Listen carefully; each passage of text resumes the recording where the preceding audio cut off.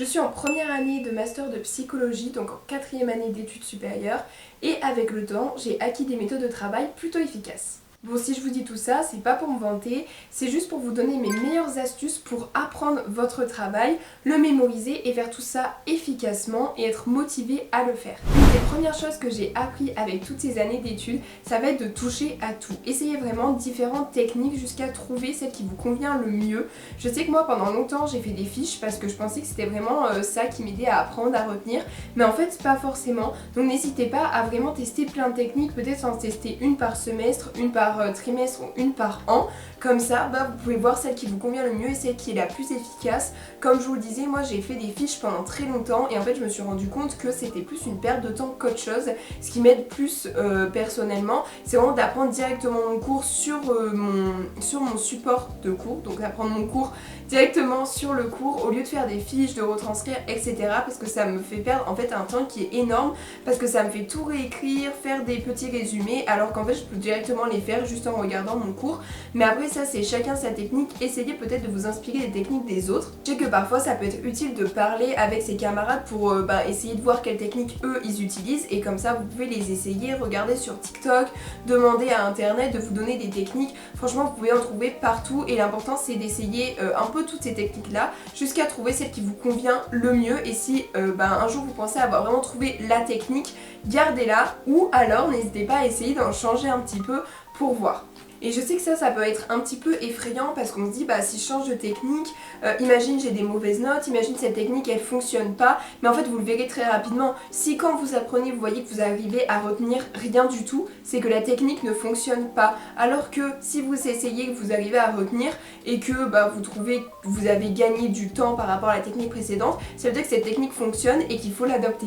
Mon deuxième conseil ça va être d'investir beaucoup de temps dans les tâches qui sont prioritaires et pas beaucoup de temps dans les tâches qui ne le sont pas. En fait c'est la méthode du 80-20, donc n'hésitez pas à me dire dans les commentaires si vous êtes intéressé, je pourrais peut-être en faire une vidéo un petit peu plus longue à ce sujet, mais en fait voilà, le principe ça va être vraiment de regarder quelles tâches sont prioritaires et d'investir un maximum de temps là-dedans, parce que souvent on va se dire je vais investir mon temps dans toutes les tâches, dans tout ce qui est important, donc là je parle vraiment pour l'école, donc ça va être en fait en fonction des matières, mais pourtant il y a des matières qui sont quand même beaucoup moins importantes que d'autres, donc pour savoir quelle matière est plus importante que l'autre, en fait il faut tout simplement regarder les coefficients. Il y a des matières qui vont compter beaucoup plus dans la moyenne que d'autres et vous allez vous inspirer de ça pour déterminer quelle matière est prioritaire par rapport à une autre. Je sais qu'en psycho par exemple, l'anglais pendant très longtemps j'ai beaucoup investi dedans, j'ai essayé d'y mettre du mien, on avait beaucoup d'exposés à faire donc j'y passais beaucoup de temps, mais en fait c'est une matière qui ramène pas tant de points que ça et qui peut être vraiment compensée avec d'autres matières,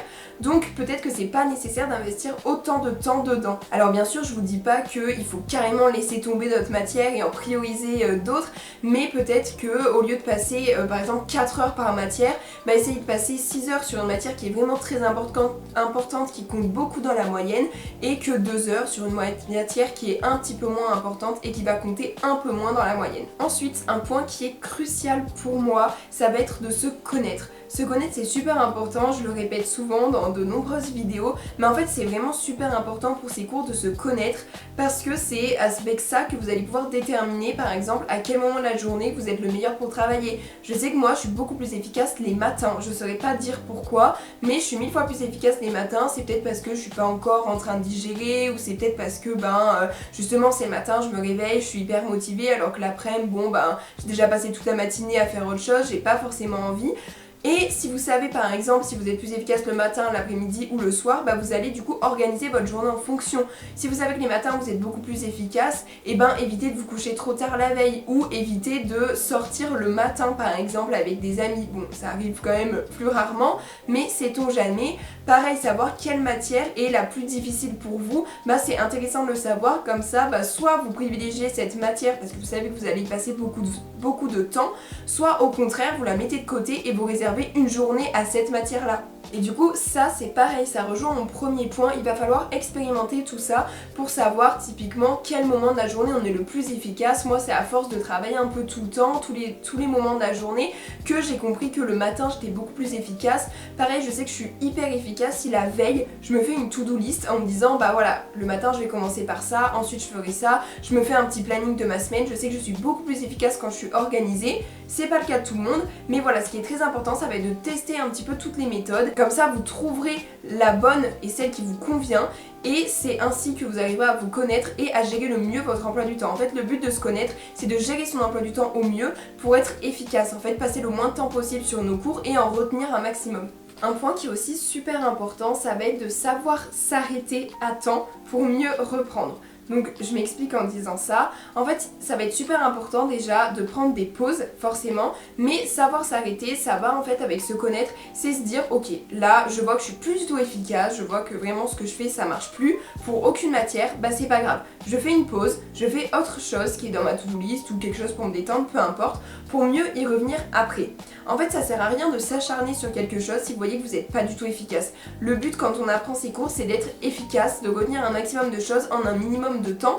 Donc pas forcément un minimum de temps, quand je dis ça c'est pas retenir 40 pages en 10 minutes. Bien sûr que non, c'est quasiment impossible, mais ça va être de maximiser son temps de travail, dans le sens être super efficace quand on travaille. Et c'est pour ça que c'est important de s'arrêter quand on a l'impression qu'on n'est plus efficace. En fait, à partir du moment où vous êtes devant votre bureau, vous regardez comme ça votre ordi, et il n'y a rien qui rentre, vous voyez vous relisez 40 fois la même phrase sans la comprendre, c'est que c'est le moment de s'arrêter. Et pareil, c'est pas parce que vous arrêtez le matin, qu'il est 8h, que vous n'arrivez pas à vous concentrer et que vous arrêtez maintenant, que ça veut dire que vous reprendrez pas de la journée. Et des fois ça sert à rien de forcer, parce que je sais que c'est quelque chose que je faisais beaucoup avant.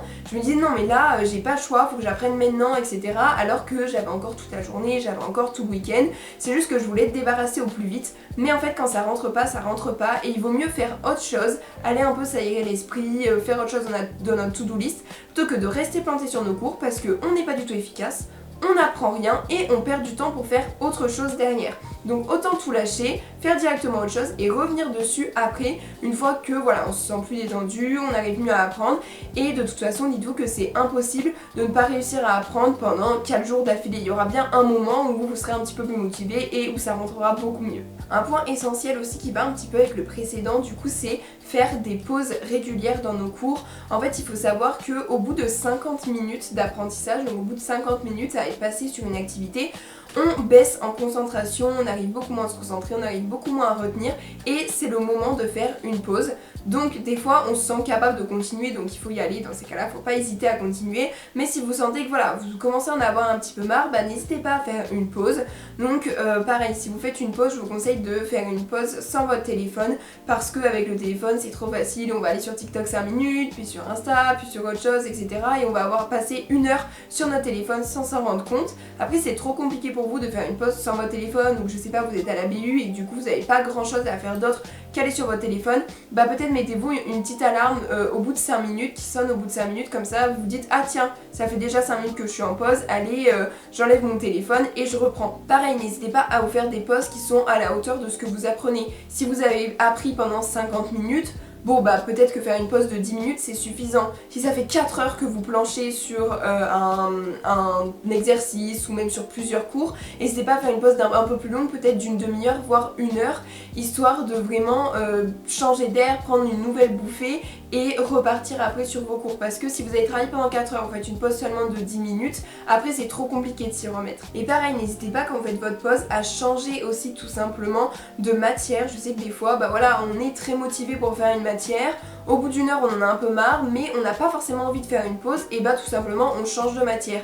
Et en plus vous voyez que si vous changez de matière à peu près toutes les 50 minutes, bah en fait vous serez beaucoup plus concentré. C'est ce qu'on apprend du coup nous en psycho, c'est que 50 minutes égale une matière, ensuite petite pause, puis hop on repasse à une autre matière. En fait c'est beaucoup plus efficace parce que notre cerveau est capable de rester concentré que 5 minutes. Et pareil, le temps de concentration, enfin le temps qu'on se mette vraiment dans une activité, ça dure environ 20 minutes. Donc si vous faites des pauses plus régulières, c'est-à-dire je sais pas, vous travaillez pendant 30 minutes, puis vous faites une pause de 5 minutes, vous reprenez 30 minutes, etc. Ben ne faites pas un temps de travail qui est inférieur à 20 minutes parce que sinon vous n'arriverez jamais à être vraiment concentré. Le mieux c'est de faire 50 minutes de travail, puis une petite pause de 5 minutes et revenir après sur les 50 minutes d'un autre travail. Ensuite, quelque chose qui marche beaucoup avec moi, donc je sais pas si ça marche pour tout le monde, vous me direz dans les commentaires d'ailleurs si vous avez d'autres astuces ou si au contraire vous trouvez qu'une de mes astuces marche pas du tout ou au contraire qu'elle marche très bien. Mais quelque chose qui marche beaucoup pour moi, ça va être de commencer par le plus dur et de finir par le plus facile, parce que en fait quand vous commencez par le plus dur, vous commencez en fait, donc vous avez beaucoup de ressources cognitives pour faire cette matière que vous trouvez très difficile et vous allez laisser les matières que vous trouvez un petit peu plus faciles pour la fin, parce que même si vous avez plutôt beaucoup de ressources cognitives parce qu'elles ont toutes été en fait prises par cette première matière qui était dure, bah c'est pas grave parce que vous en avez pas besoin de beaucoup pour faire cette matière facile. Et donc ça c'est pareil, ça rejoint les conseils d'avant, il faut se connaître en fait, parce que forcément quand on arrive en première année de psycho, on sait pas forcément quelle matière sera la plus facile pour nous, et c'est à force un petit peu de réviser, d'expérimenter différentes méthodes qu'on va se rendre compte que telle et telle matière sont plus faciles que d'autres. Et donc vraiment je pense que le plus efficace pour réviser ça va être de commencer par le plus dur, comme ça aussi ce qui est bien c'est que c'est fait, voilà. Vous avez beaucoup de ressources cognitives, vous le faites et au moins après vous en êtes débarrassé, parce que si vous commencez par le plus facile, c'est cool parce que vous commencez par quelque chose que vous aimez bien, etc. Mais en même temps, après il vous reste pas beaucoup de ressources cognitives pour faire ce qui est plus dur, et en plus il vous reste moins de motivation aussi parce que vous avez déjà appris d'autres matières avant. Donc commencer par le plus dur, c'est comme enlever un pansement rapidement, hop, au moins c'est fait et après on n'en parle plus. Ensuite ça va être important de se récompenser aussi quand on a bien appris quelque chose, parce que je sais qu'on n'est pas toujours récompensé par la note. En fait souvent on va faire un partiel, puis on n'a pas toujours la note qui correspond aux efforts qu'on a fait pour apprendre, parce que je sais pas, le jour du partiel on était un peu stressé, on n'a pas forcément eu le temps, ou au contraire c'est tombé sur quelque chose qu'on maîtrisait pas forcément. Donc ça va être important de se récompenser différemment et de se récompenser avant d'avoir la note et même avant de passer le partiel. Genre si vous faites toute une semaine de révision, à la fin de la semaine ça va être cool de justement prendre par exemple un jour où ça y est vous révisez plus du tout, vous êtes en détente, ou à la fin de chaque jour où vous révisez, vous mangez un petit gâteau ou vous faites une petite activité qui vous fait plaisir. Comme ça en plus il y a une association positive à votre travail, parce qu'en fait si juste vous travaillez, après vous êtes fatigué, ça vous énerve et vous faites rien pour vous récompenser, vous allez associer travail à quelque chose de mauvais. Alors que si vous travaillez, après vous associez ça à une récompense, vous êtes beaucoup plus motivé pour travailler, parce que vous allez vous dire je travaille et après j'aurai quelque chose de cool, de positif. Donc c'est ça aussi qui fait la différence, je trouve. Pareil, ça va être important de pas trop se frustrer quand vous réussissez pas, justement quand vous n'avez pas la note qui était attendue, ou quand vous n'arrivez pas à apprendre quelque chose. C'est de pas trop se frustrer, pas trop de s'auto-critiquer, parce que des fois c'est pas notre faute, des fois c'est des événements extérieurs, et même si c'est de notre faute, c'est pas grave, de toute façon c'est fait et on fera mieux la prochaine fois. Donc dites-vous que c'est totalement ok de pas réussir. Ensuite, quelque chose qui me motive beaucoup personnellement, ça va être de m'avancer au niveau de mes cours. Donc ça je l'ai appris vraiment même quand j'étais déjà au collège, toujours s'avancer. Donc je sais que souvent c'est les parents ou les professeurs qui nous saoulent un petit peu avec ça, parce que on n'a pas de devoirs pour le lendemain, mais on en a pour la fin de la semaine, on n'a pas toujours envie de les faire. Mais en fait je vous jure que vous avancez, c'est vraiment la meilleure solution, surtout quand vous êtes à l'université, à la fac, parce qu'en fait il n'y a personne derrière vous pour vous dire d'apprendre vos cours. Et donc si vous êtes à une semaine des partiels et que vous avez rien appris, ça va être vraiment compliqué. Donc apprendre le tout au fur et à mesure, c'est beaucoup plus simple. Même si vous êtes encore au lycée, c'est beaucoup plus simple aussi de faire ses devoirs en fait au fur et à mesure où ils arrivent, parce que si vous attendez le week-end pour les faire, en fait votre week-end il est juste gâché, parce que vous allez passer tout votre week-end à faire ces devoirs là. C'est pareil quand vous êtes en vacances, moi je vous conseille de faire vos devoirs, d'apprendre vos leçons au début des vacances, comme ça après vous y touchez plus, on n'en parle plus et au moins c'est fait, plutôt que d'attendre la dernière minute, d'être stressé, d'avoir toutes ces révisions à faire, de surcharger votre cerveau. C'est vraiment important, surtout en études supérieures, d'apprendre au fur et à mesure. Comme ça quand la semaine de révision arrive avant les partiels, en fait vous êtes prêts, vous avez plus que les petites révisions de dernière minute à faire, genre apprendre les auteurs ou les trucs que vous n'avez pas forcément retenus, vous pouvez y passer plus de temps, contrairement à vos camarades qui eux n'auront pas appris en avance. Finalement, le dernier point qui va être super important, c'est de tester ses connaissances. Je vous jure que c'est primordial, parce que parfois on apprend notre cours, on le récite, voilà, on pense qu'on le sait et on se pose pas plus de questions, mais tester ses connaissances c'est primordial, donc je vais vous donner différentes techniques. Donc vous pouvez tout simplement faire des quiz générés par l'intelligence artificielle, vous pouvez demander à ChatGPT ou à n'importe quelle autre intelligence artificielle. Bon, des fois les quiz sont pas toujours super, hein, des fois c'est un petit peu évident, mais ça permet quand même de revoir son cours déjà d'une forme différente et un peu plus ludique, et en plus parfois c'est vraiment bien fait, donc ça peut être vraiment cool d'apprendre ces cours comme ça. Pareil, vous pouvez vous faire des petites flashcards, donc vous marquez la question d'un côté, la réponse de l'autre côté, et soit vous pouvez le faire tout seul en lisant la question, soit vous pouvez demander à vos parents, à vos amis de vous lire les questions, même vous pouvez vous faire des sessions de révision entre copines ou entre camarades de personnes qui apprennent les mêmes choses que vous. Vous faites toutes des petites flashcards et comme ça vous montre aussi ce que les autres ont appris que vous n'avez pas forcément appris. Pareil, réciter son cours ou expliquer le cours à quelqu'un qui ne fait pas du tout ça, donc à vos parents, à votre copain, bref quelqu'un qui est pas du tout dans la même université, la même filière, qui a pas du tout les mêmes cours que vous, c'est plutôt pas mal. Comme ça, si cette personne a compris ce que vous lui expliquez, ça veut dire que vous maîtrisez bien votre cours, que vous n'avez pas besoin de le revoir. Mais si cette personne n'a pas compris, ça veut dire qu'il y a encore quelque chose à revoir, quelques trucs à améliorer. Et aussi faire des sessions de révision à plusieurs, je trouve que c'est vraiment super parce que comme je le disais plus tôt, ça permet vraiment de savoir ce que vos copines ont appris, ce que vous n'avez pas forcément appris. Ça permet aussi de poser des questions s'il y a des trucs que vous maîtrisez pas forcément. Vraiment réviser à plusieurs c'est génial. Après je sais qu'on n'a pas tous l'occasion, il y a des gens ils sont pas forcément assez proches de leurs amis pour réviser avec eux, ou il y a juste des gens des fois qui sont tout seuls, mais vous avez toutes ces autres solutions, donc faire des quiz, expliquer, vous pouvez même réciter le cours à vous-même en fait en vous enregistrant par exemple, et comme ça vous pouvez après en réécoutant vous dire ah ça c'est pas très clair, si j'étais quelqu'un d'extérieur j'aurais pas forcément compris. Donc voilà, vraiment tester ses connaissances c'est primordial, comme ça vous permet de savoir déjà si vous avez compris votre cours et si vous le connaissez bien ou pas. Et si vous le connaissez bien, ça vous permet de réviser votre cours d'une autre manière, ce qui est toujours intéressant. Voilà, c'est tout pour la vidéo, j'espère vraiment qu'elle vous a plu. N'hésitez pas, comme je le disais, à mettre en commentaire vous toutes vos techniques de travail. Après n'hésitez pas aussi à me dire si les miennes vous plaisent, si vous les avez déjà testées ou non.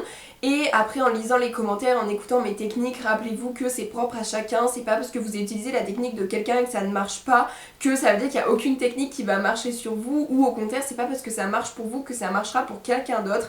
Mais c'est toujours bien de pouvoir s'inspirer, tirer 2-3 inspirations par-ci par-là, donc n'hésitez pas à tout me dire dans les commentaires. Et sinon on se revoit bientôt pour une prochaine vidéo. Bisous!